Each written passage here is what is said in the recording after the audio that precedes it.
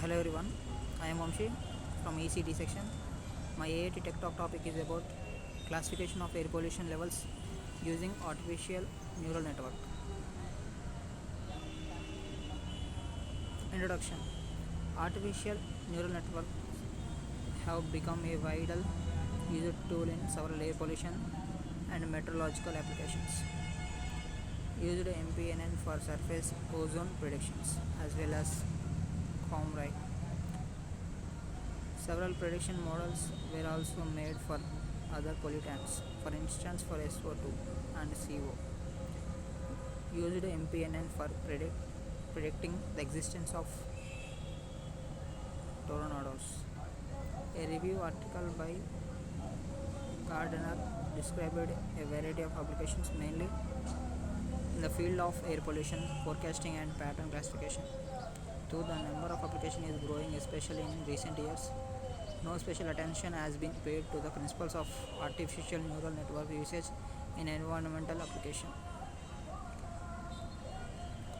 Our group first established a method for short-term forecasting of SO2 concentrations on the basis of a multi-layer perceptron neural network. But in the following years, we use an artificial neural network in several other applications that differ very much each another.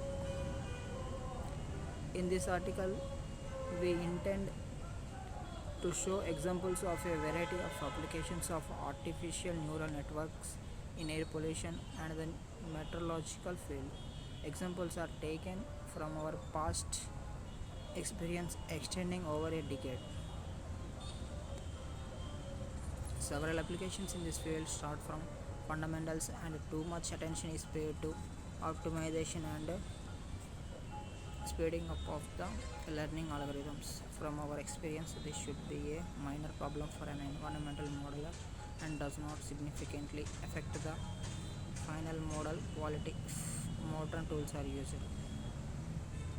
In the process of model construction, other factors are much more crucial, such as feature determination, pattern selection, and learning process optimization. These are the methods that are derived from the basic principles of artificial neural networks. That is the ability to learn information from given examples. In this article, we intend to show some solutions for the effective transformation of measured information into air pollution and meteorological models. We hope that the variety of examples will inspire new applications and methods that will serve the air pollution modeling community. The mystique of artificial neural networks derived directly from their name prevents many modelers from using them. It is the purpose of this article to demystify this useful mathematical tool and in this way encourage its usage. Artificial neural networks several types for different purposes. Artificial neural networks can be divided into several groups according to their topology. The tool was firstly widely used in the pattern recognition field.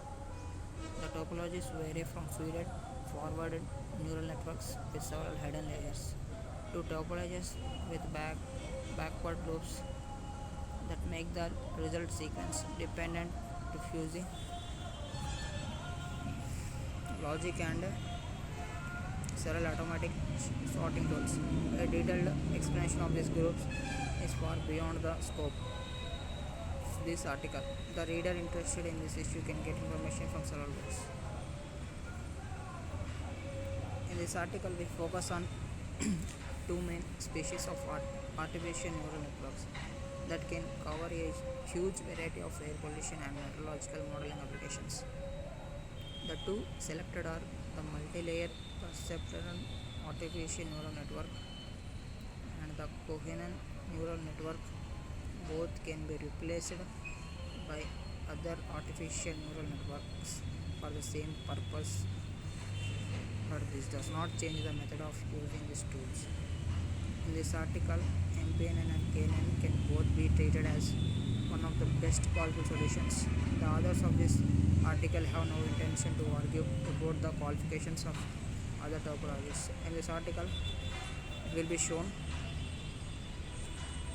what the most suitable applications of MPNN and KNN are. The latter is not so widely used, although it is great potential in environmental problems. MPNN is mathematically speaking a universal approximator. It can reconstruct arbitrary, multivariable, and highly nonlinear functions.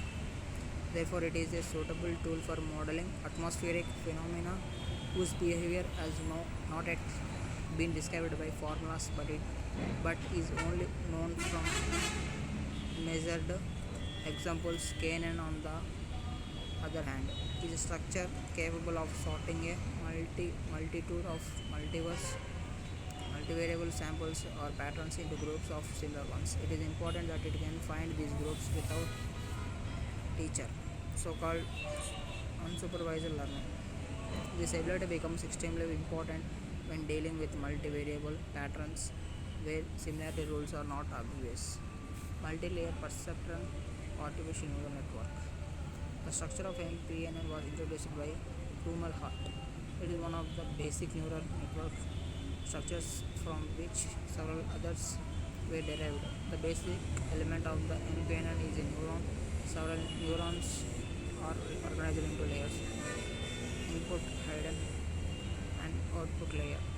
Each neuron has a simple structure that mimics the functionality of the neuron found in animals, and the whole structure of layers mimics the brain structure. This similarity gives rise to the name. Each neuron firstly summarizes the weight input values and then passes the sum through the transfer function.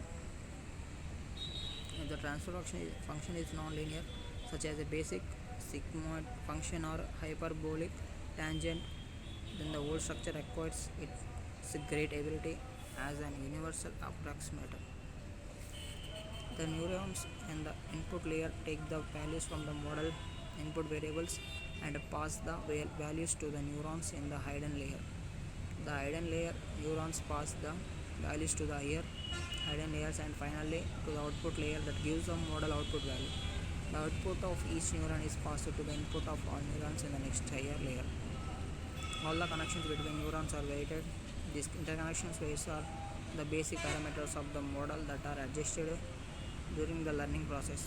Model inputs takes their values from the input features, measured parameters that determine the output of the model.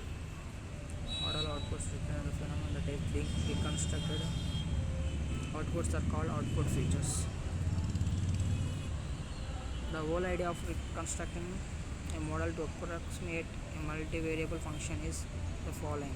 Firstly, enough patterns should be available for instance from measurements with known input and output features. These patterns should be uniformly spread over the whole investigated domain. Then the model topology is designed according to the number of input and output features. The model learning stage consists of several adjustments of model interconnection weights in order to minimize the average error between the actual measured output values and the output values that are produced by the neural network. One of the algorithms that can be used for this purpose is the backpropagation algorithm. In the process of learning, MPNN takes the information. It can give the results for previously unknown patterns where only input values are present into the network. This is possible if there were similar patterns in the learning set. This is the so-called generalized capability of the MPNN. The similarity is, mathematically speaking, the distance between two patterns. The basic rule of MPNN model construction is therefore to provide the information rich learning patterns.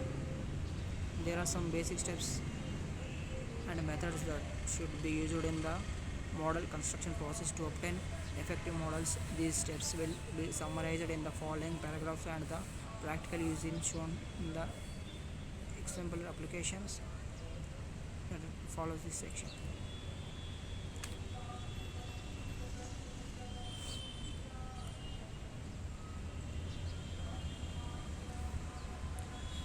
Feature determination. Feature determination should be done in order to properly define the modeled domain to enable all important information to be captured to simplify MPNM and therefore achieve more effectively effective learning, to reduce the number of learning patterns needed and to increase the probability of finding the global minimum of the error function during learning. Firstly, the modeler should determine what the desired output of the model is. This can be one or several parameters that can be measured or calculated. These are the output features. For several output features, it is usually more effective to establish one model for each feature than one model for all. Then the input features should be determined from several other measured parameters that represent the possible variables that cause or influence the output parameter. Input features are the ones that have significant influence on the outputs. Feature determination can be done heuristically using expert knowledge about the phenomenon under investigation or using other developed methods. Feature reduction, that can be extraction or selection. Examples of selections are contribution factors or saliency matrices technique. In both the later methods, basically the model is firstly trained with all available features and the higher absolute values of interconnection weights reveal the more important input features. It is extremely important that the feature determination process should not be based on a linear method. Most of the process in the atmosphere over complex terrain are not linear dependent on each other. Therefore, if the input features are chosen from the possible input measurement by a linear criterion, for instance, calculations of the linear correlation factor between the examined input measurement and output model parameter, most probably the most important ones are rejected, and MPNN has the very important ability of being able to simulate highly nonlinear dependencies, and the modeler should obtain the most advantage out of this. The above mentioned contribution factors and saliency matrices technique both allow highly nonlinear relationships to be found. Model constructions. The database of the measurements, values of input and output features for several institutions, for instance of for several measuring intervals. Form the database of patterns. It should be divided into several sets. The training set is used to adjust the interconnection weights of the MPNN model. The testing set is used periodically during the learning process to test the model's generalizing capabilities. This is optimization during learning. The final model is the one that gives the best result on the testing set. In this way, we prevent the model from becoming to the best results on the testing set. In this way, we prevent the model from becoming too dependent on known patterns and therefore losing the generalized capabilities. The training and testing sets together from the learning set. A third set different from the previous one is the production set. This set is used for model verification to determine its expected error. All three sets should have known input and output vectors. When the model has been trained, it can be used on patterns with unknown output values. This set of patterns is the online set. When a newly measured situation arises, the model gives us the answer. Pattern selection. Only patterns with valuable information should be put into the learning set, while others are rejected and form the remaining set.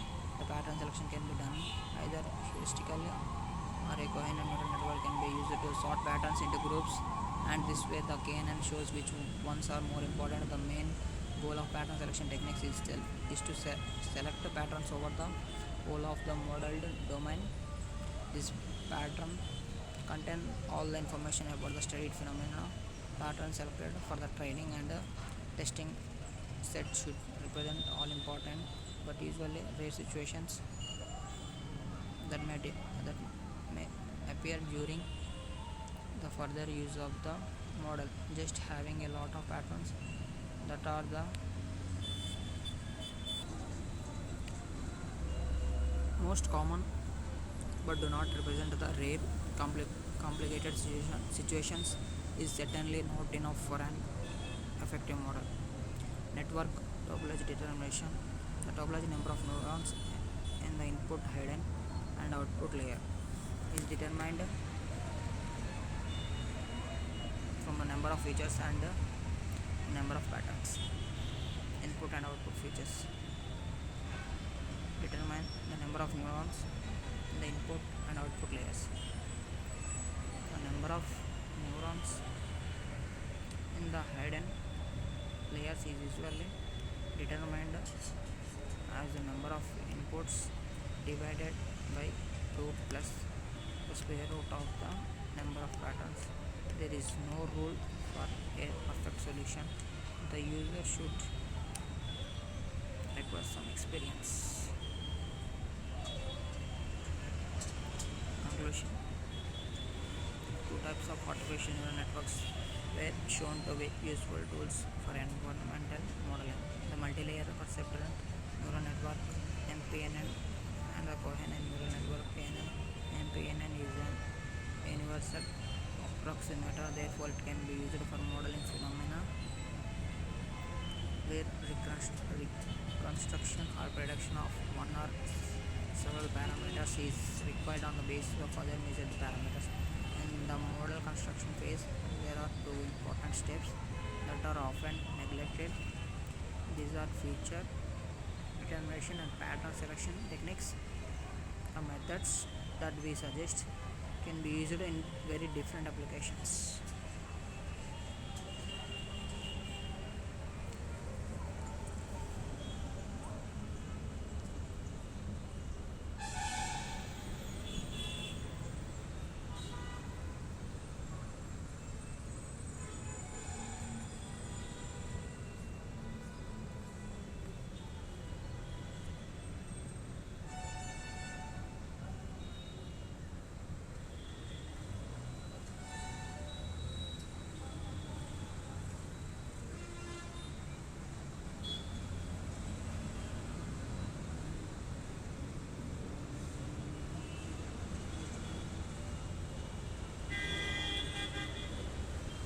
Okay, thank you.